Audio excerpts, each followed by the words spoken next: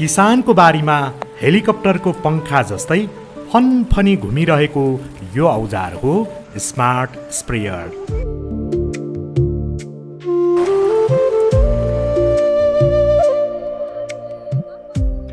नेपालको गण्डकी प्रदेशमा पर्ने मध्य पहाडी जिल्ला स्याङ्जाको पुतली बजार र भिरकोट नगरपालिकाका किसानको बारीमा अहिले यही प्रविधिद्वारा सिँचाइ भइरहेको छ।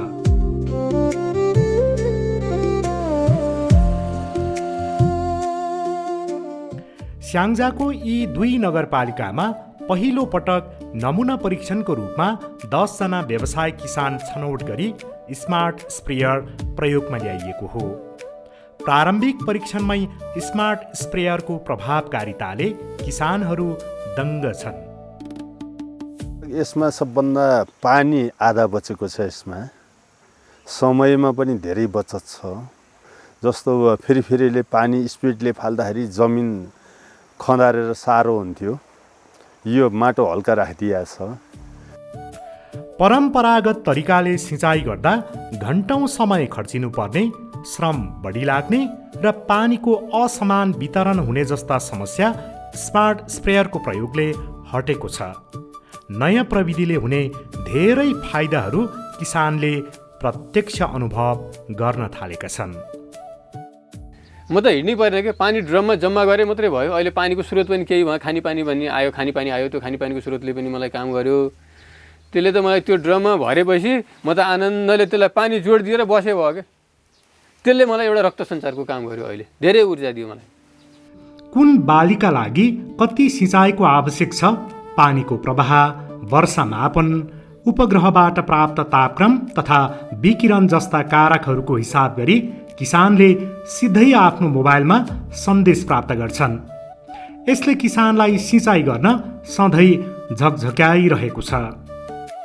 तपाईँ उमाकान्तजी नमस्कार, हजुरको चाहिँ सिँचाइको सल्लाह छ, त्यो हामीले मेसेज पढ्छौँ र अनि हामीले आएर ट्याक्क भल्भ खोल्यो, घुमाइदियो, त्यो ठाउँमा कति मिनट छ, अब मैले यो 3 ठाउँमा सार्छु। पहिला त हामीहरू फेरि लगाएर छोडिदियो, 6 घन्टा 8 घन्टासम्म पनि लगाएर छोडिदियो, भएको त्यसको तत्त्व पनि तल पुर्याइदियो। उत्पादनमा पनि त्यसरी कम भयो भने अहिले फिक्स उसलाई जति सिँचाइ चाहिएको छ त्यति मात्रै उहाँहरूले मेसेजबाट दिँदाखेरिमा हामीले त्योभन्दा बढी समय यसलाई दिइएको छैन। सन् 2025 को अक्टोबरदेखि सन् 2026 को अप्रिलसम्म यो प्रविधिबाट सिँचाइ गर्दा कृषि उत्पादनमा वृद्धि भएको र यसको सिधा परिणाम आम्दानीमा देखिएको किसानको अनुभव छ। थोरै हुँदाखेरि बारी बोकेर हिँड्न पर्थ्यो, धेरै लगाएपछि बोकेर हिँड्नै परेन मलाई। व्यापारीहरू यहाँ आउनु लाग्यो, फेरि कति फाइदा भयो क्या मलाई त। यता बोक्न पनि हट्यो, उता पानी बोक्न पनि हट्यो, दुईटा भारी चाहिँ मलाई हलुङ्गो भयो। पहाडी क्षेत्रमा खानेपानी, सिँचाइ, पशुपालन, पानी घट्टा सञ्चालन, कुखुरा तथा माछा पालन जस्ता व्यवसायहरू सञ्चालन गर्न एउटै पानीको स्रोतमा भर पर्नुपर्ने स्थिति छ। सिँचाइका लागि प्रयोग हुने पानीको मात्रा घट्दा पानीको स्रोतभन्दा तलतिरका मानिसहरूले समेत समानुपातिक रूपमा पानीको प्रयोग गर्न पाएका छन्, जसले गर्दा यो प्रविधिले स्थानीय तहका जनप्रतिनिधिको समेत ध्यान तानेको छ।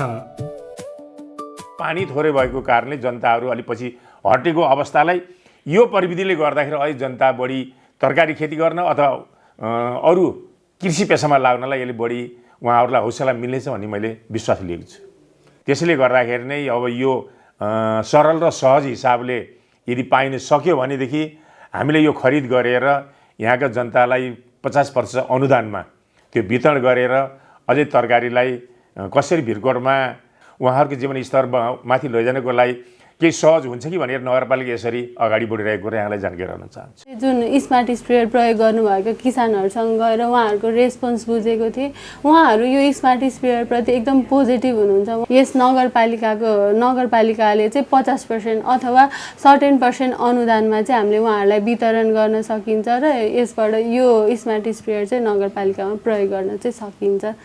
स्मार्ट स्प्रेयरको प्रभावकारितासँगै यसको प्रवर्धन गर्न कृषि सहकारी संस्थाहरूले तत्परता देखाएका छन्। एग्रोभेटहरूले पनि बिक्री वितरण गर्न चासो देखाएका छन्।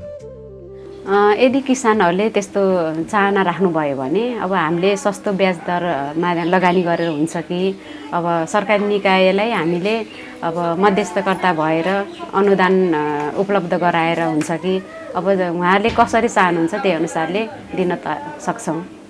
किसानले माग गरेको कुरा त हामीले जसरी पनि जहाँबाट पनि मगाएर त दिनै पर्ने हुन्छ। माग हुनु पर्यो, अब त्यसको चाहिँ नि रिजल्ट इफेक्टिभ हुनु पर्यो। परोपकारी रिजल्ट आयो भने हामीले अवेलेबल गर्छौँ। सिँचाइ क्षेत्रमा भित्रिएको नवीनतम प्रविधिलाई नीति, लगानी र सहकार्यको साथ विस्तार गर्न सके कृषिमा दिगो रूपान्तरण सम्भव छ।